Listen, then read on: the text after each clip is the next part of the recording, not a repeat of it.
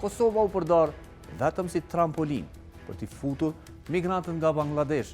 Në mes të vitit 2023 dhe 2024, Kosova lëshoi mbi 1400 viza puna për shtetasit nga Bangladeshi. Ata hynë në Kosovë gjoja për të punuar në kompanitë vendore.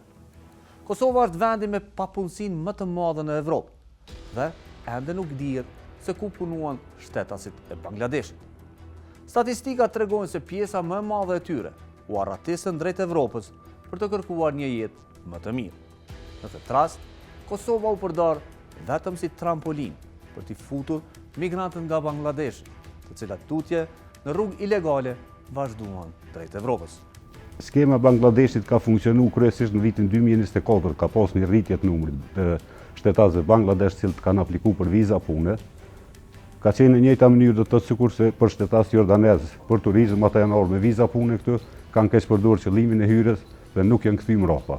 Pas një vlerësimi dhe analize që është bërë vrejtëse është dikun 75% në vitin 2024, këtyre shtetasëve nuk janë kthyer mbrapa, do të thotë nuk ju kanë përmbajtur rregullat hyrjes.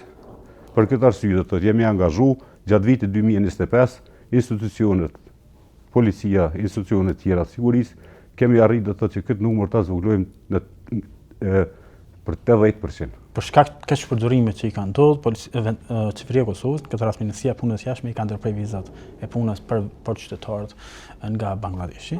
Për faktin se qindra individ nga ai shtet ose nga ai rajon përgjithësi kanë marrë vizat punës të Kosovës, mirë po ato vizat punës nuk i kanë respektuar në përputhje me lejet e punës dhe legjislacionin fuqie dhe kanë ku janë bërë vizitat tutje nga ana institucioneve dhe mekanizmeve shtetërore zbuluar se shumica e tyre nuk janë Kosovë, pra kanë lëvizur në vende e Bashkimit Evropian.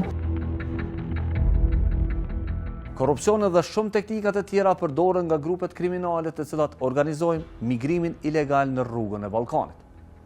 Statistikat e policive rajonale tregojnë për mijëra njerëz të kapur gjatë viteve në mbar Ballkanin, por pjesa më e madhe e tyre kanë vazhduar rrugën për në Evropë.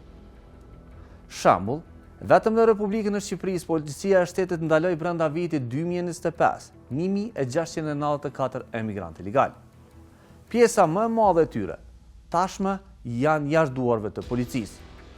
Situata është e ngjashme edhe në Kosovë.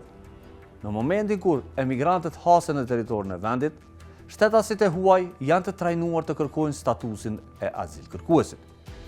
Kjo i shpëton ata nga përgjegjësia, duke i dhënë edhe një mundësi shtesë për të arratisur tutje nga qendrat e azilit.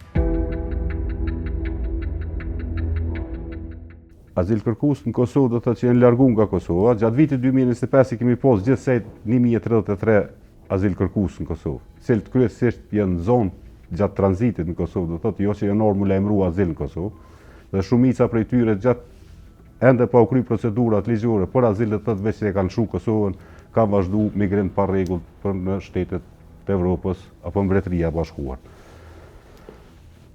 Nuk kemi ndonjë evidencë se nga kanë dalë, kryesisht dalja e tyre bëhet në rrugë ilegale.